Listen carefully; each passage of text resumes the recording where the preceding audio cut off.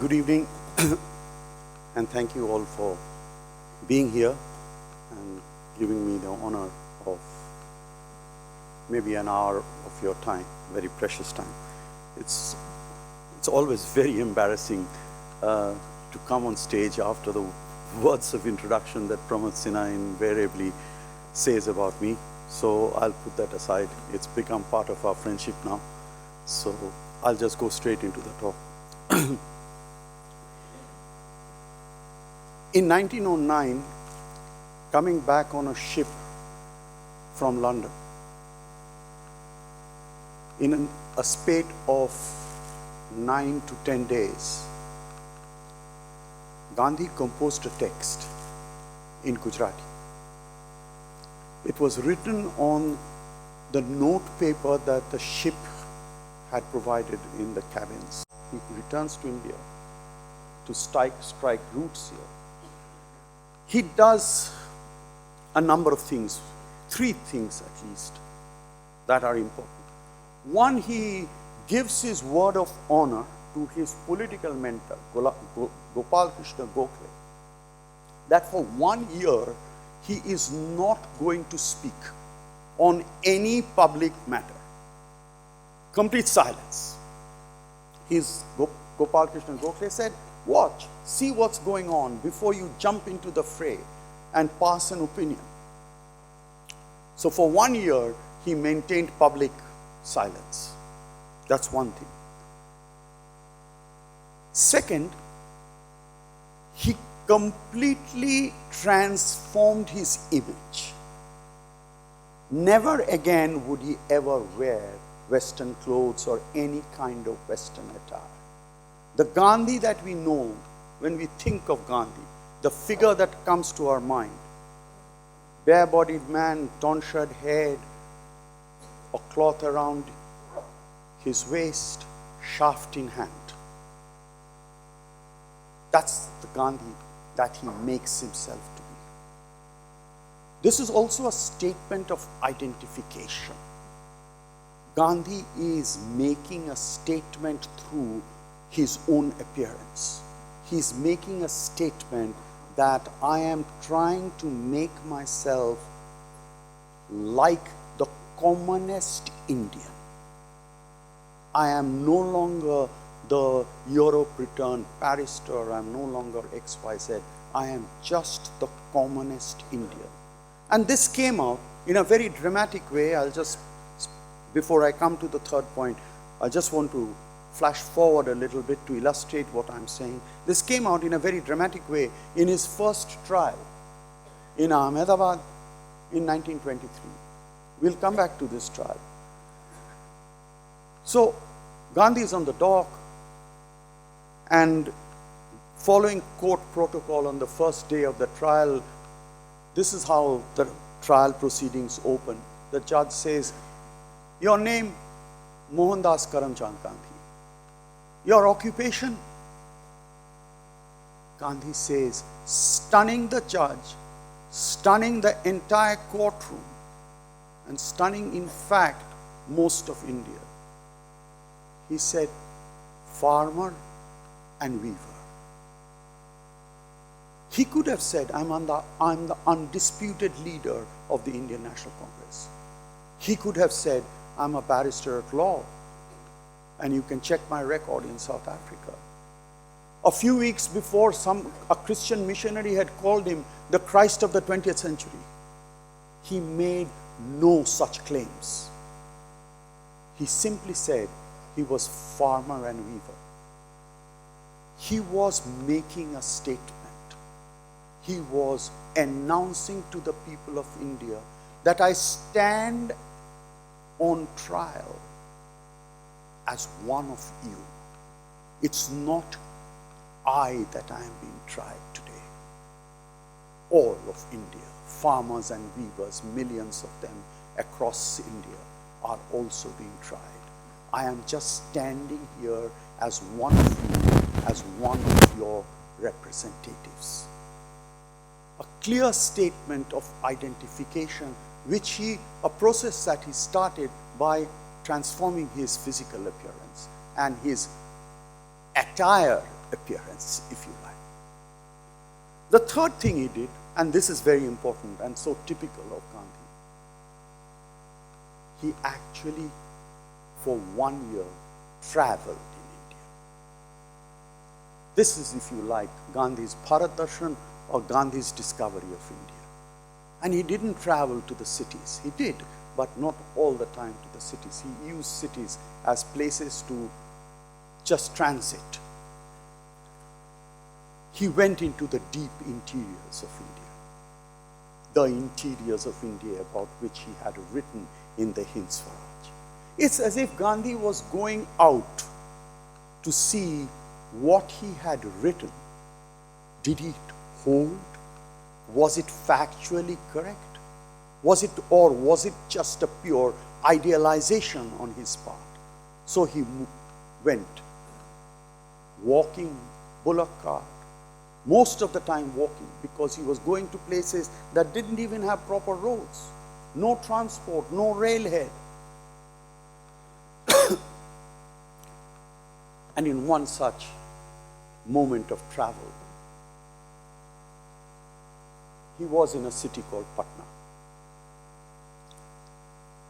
And a group of peasants from the northernmost district of Bihar, Champaran, which I am now told is famous for its mutton, arrived to see him. And they said, "We have heard about you, we have read about you, you are traveling around. You are saying things that are different from what all other political leaders are saying. But we haven't come for that. We have come here to appeal to you to come to Champaran. Come and see for yourself under what wretched conditions we are forced to live. Forced to live, forced to earn a livelihood." Gandhi goes to Champaran. He doesn't go immediately. He can't because he has other engagement, but he promises he will go, and he does go. And he sees for himself the oppression, sometimes not just economic oppression, but physical oppression that the white indigo planters are carrying out on the peasants of Champaran. And he says that this is no way for a human being to live. And his advice to the ryots, the cultivators in Champaran, is very simple. Stop cultivation. Do not work under these conditions. What are they going to do? Beat you up? Kill you? Is that any less undignified than what you undergo every day? Just stop working. The first instance of passive resistance, Gandhi says. So stop working. Down your tools. We are not cultivating till the conditions of the cultivation are changed. And the peasants do that. And this, for the first time, projects Gandhi suddenly into an all-India figure, particularly because that satyagraha, it now come to be known as the Great Champaran Satyagraha, turns out to be successful. The indigo planters are forced to climb down, concede many of the demands, remove some of the oppressive conditions, and certainly do away with physical violence. Gandhi suddenly finds himself a leader, a figure that people are talking about, people are discussing this method called passive resistance. He tries out this passive resistance in Gujarat, in Bardoli. He tries it out among the cotton mill workers in Ahmedabad. His experiments. While these experiments are going on, India suffers a trauma. That trauma is the massacre of innocent, unarmed people on the 13th of April 1919 in Jallianwala Bagh. Like the rest of India, Gandhi is completely traumatized, and he also realizes, seeing responses around him and feeling the pulse of the people, this is the first time that he's actually feeling the pulse of the people. He says or realizes that the time has come to move from regional, localized experiments of protest to something that is much more national and much more widespread. But he's also a practical man. He knows that he needs resources to launch, to start, to organize a nationwide protest movement against British rule. He needs resources of two kinds. One, he needs resources in terms of organization, a vehicle, an organizational vehicle that will be able to do this act of mobilization everywhere across India. And two, he needs money. He needs money and he needs people, volunteers, cadres who are going to act with that organization or in that organization. So he chooses, for pure convenience, because the organization already exists, he chooses the Indian National Congress. But he completely transforms the Indian National Congress. Completely transforms it. Before that, before 1919, the Indian National Congress was nothing more, as Jawaharlal Nehru in fact remarked in 1912 when he first attended a session of the Indian National Congress. He said, this is like an annual Queen's Tea Party. The Congress met for 2 days or 3 days after Christmas, and that was it. Gandhi took this organization, this formation, if you like, called the Indian National Congress, and he began the process of transforming it. The premise was simple. He said, there should not be a single village or a block of villages in India which will not have the presence of a Congress worker, even if it means one person sitting on a broken chair or a broken charpoy under a tree in a village. He must be identified as a Congress volunteer. And he said, clusters of such villages would be linked to a district level Congress body. Clusters of district level Congress bodies would be linked to the provincial level of the Congress. And that would be linked to the AICC, the All India body. He gave Congress this structure. Whatever might have happened to the Congress between 1919 and 2019, the structure of the Congress even today remains this structure: block, district, province, AICC. Gandhi linked the Congress from locality, province, and nation. This is the organizational structure he gave. Then he moved to resources. He launched the Tilak, Bal Gangadhar Tilak Swaraj Fund. 1 crore to raise 1 crore in 1 year. But in a typical Gandhian twist, this is the genius of the man. He said, no donations of more than 2 rupees and no donation of less than 25 paise would be accepted. So you couldn't go to a Jamnalal Bajaj or a GT Birla and say, 1 crore, why don't you give us a fat check? You'd like write 50 lakhs, 50% of your target met. Nothing like that. So what did they think about it? What did it mean?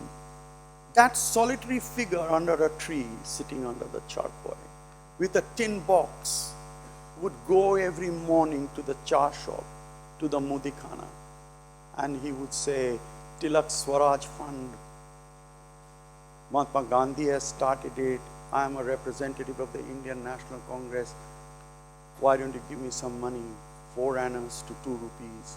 So he'd get various kinds of responses. Oh, first thing in the morning, don't come and bother me. 1, dismissal. Second, he'd say, what is this Swaraj Fund? What is Swaraj? Who is Gandhi? What is the Congress? Talking point. So this man can explain who is Gandhi, what is Swaraj, what is the Indian National Congress. A third one might be a little more positive. He says, I see you there every morning, every day. What you are saying sounds interesting. May I join you? May I join you? Become a part of the Indian National Congress, work for Swaraj, maybe help you in raising the money. They would give 25 paise, 2 rupees, whoever had whatever little in their pocket. The target was met. But more importantly, through this unique method, Gandhi spread the word about Swaraj and the Indian National Congress. No Instagram, no social media, no Facebook, no internet. Just word of mouth. Single individuals approaching other individuals with a simple message, I'm collecting money for the Tilak Swaraj Fund. This is what it means. This is what Gandhi stands for. This is the Indian National Congress. On the basis of this support, Gandhi called the Indian first non-cooperation movement in the winter of 1920. He surprised himself, he surprised the people of India, and he surprised the British government by the response that that movement evoked. The basis of the movement was very simple, indicated by its title, non-cooperation. British rule exists in India because Indians cooperate with the British. Stop cooperating with the British. Don't attend their offices. Don't accept their honors. Don't go to their courts. Don't go to their schools and colleges. Stop buying their commodities. Stop wearing anything, using anything that comes from Britain. They will be forced to leave. And so it happened. Tens of thousands of Indians at Gandhi's call of non-cooperation came out on the streets. It was as if some invisible shackle, chains had been removed. And a large portion of these thousands were women, defying their husbands, fathers, brothers. They came out of their homes onto the streets. Gandhi didn't expect it. Nobody expected it. This is the first really overwhelming mass movement that India witnesses. Completely passive, non-violent. There was no violence in it. Till on the 5th of February, 1922, an angry mob attacked the police chowki, set it on fire. 22 policemen were burnt alive. What was the cry? What was the cry on the lips of this angry mob? The cry was, Mahatma Gandhi ki jai. Gandhi Baba ki jai. With the name of the apostle of non-violence on their lips, they carried out an act of violence, extreme violence. Gandhi gets to know this the next day, 6th of February. And the first thing he does, he says, I am withdrawing the non-cooperation movement. Others want to carry on with the non-cooperation movement, they are welcome to do it. I am no longer a part of this movement. Because it has gone against one of the most fundamental, one of the most cherished values of my life. I am not going to compromise. He withdrew himself from the non-cooperation movement. The movement could have gone further, and who knows, it might even have led to India's political freedom. But Gandhi was not willing to place India's political freedom above ahimsa. And when it came to that trial to which I have already referred to, speaking about himself, his statement to the court, which was not again just a statement to the court, it was a statement to the people of India. He said, non-violence is the first article of my faith. Non-violence is the last article of my creed. And he would not compromise on what were his fundamental beliefs. The Hind Swaraj came back to him, and he refused to put anything beyond those pillars of sustenance. And he was fearless in doing it. He knew he was alone, and he was completely fearless. I will stand by what I believe. Doesn't matter what the rest of the world, the rest of India, the people who are closest to me, what they think, what they say. Through the course, and I am now jumping at least 2 decades, through the course of his career and life, I said he added a 5th element. And that element was Hindu-Muslim unity. As he worked among the people of India, as he saw the people of India non-cooperate, take part in the civil disobedience movement, he came to realize that the people of India were one. India was one. The people of India were one. There could be different religions, but they were one people. And there could be no India, Gandhi came to believe, where Hindus and Muslims were divided. This was the 5th element of his sustenance. And therefore, when in 46-47, he found his closest disciples, Jawaharlal Nehru, Sardar Vallabhbhai Patel, Raja Gopalachari, Rajendra Prasad, Vallabhbhai Pant, name them, were sitting across a table with Mountbatten, with Muhammad Ali Jinnah, negotiating a transfer of power that entailed the division of India along religious lines. He withdrew. He said, I am not a part of these negotiations. And where did he withdraw? Once again, where he had come from, to the people of India.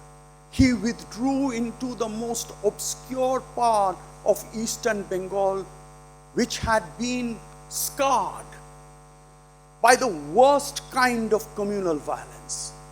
In 46-47, Gandhi withdrew there. Gandhi withdrew there to walk among those poor peasants, to calm their passions, to instill their morale so that they could live together again. And he admitted he was confused.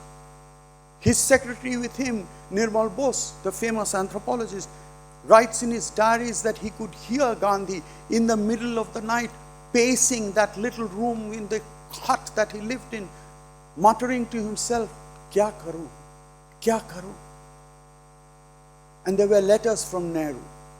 "Bapu, where are you? This is the time when we most need your advice. You come to Delhi to guide us. We are at the most crucial point of our negotiations." Gandhi wrote back to say again and again, "Jawahar, I'm where I belong. I need to be among these people. Nowhere else. This is my place." So, the midnight of 14th, 15th of August, 1947, when India, especially Delhi, erupts in jubilation, Gandhi is not in Delhi. He is in a slum, very poor slum in eastern Calcutta, trying to bring about friendship. This is a predominantly Muslim area, between Muslims and Hindus of that region, and in Calcutta as well, which had also been the site of a very bad communal riots. And the Reuters correspondents that morning, 15th of August, went to Gandhi and asked him, "Mr. Gandhi, today India has achieved what you have been struggling to achieve for so many years. Today is the day of your triumph, India's triumph. What is your message to India?" Gandhi said, "Today is not a day for celebration. Today is a day for fasting and prayer. The father of the nation could not make himself to be present at the birth of the nation because he believed that the birth of India was going against one of his fundamentally held beliefs, that of Hindu-Muslim unity."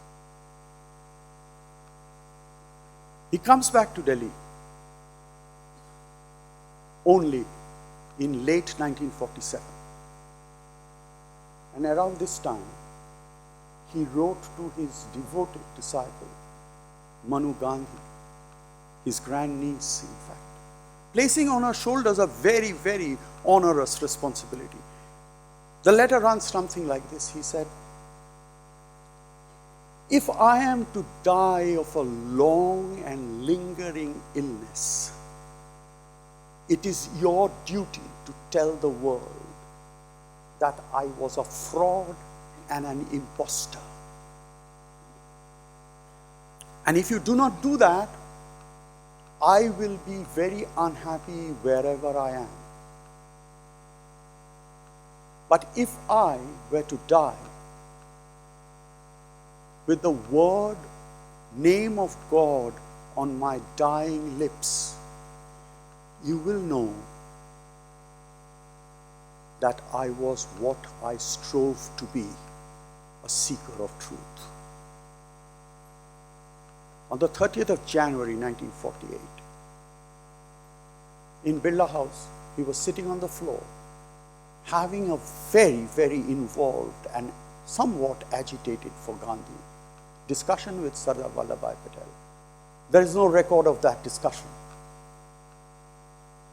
The clock was ticking beyond 5, which was his prayer time, every evening prayer.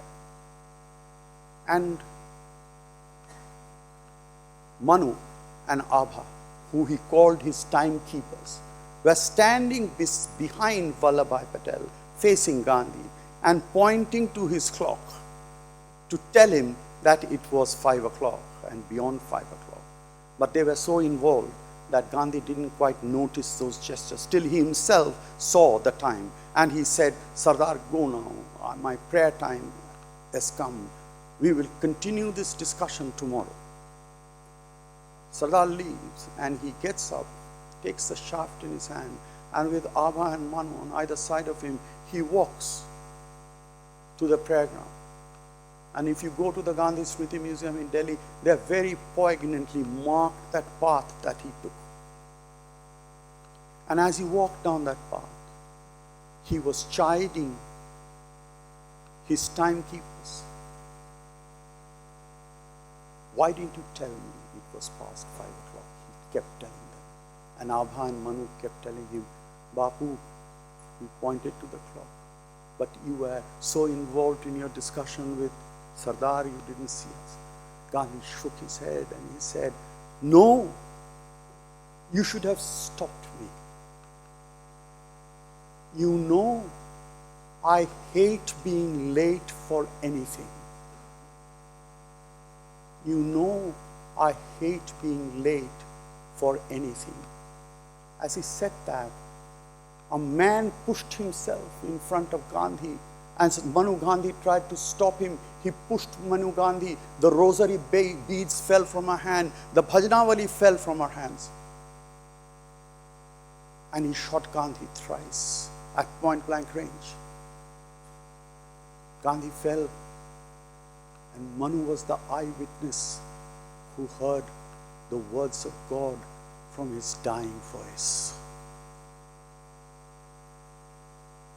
He was, by his own words, what he himself strove to be, a seeker of truth. Thank you.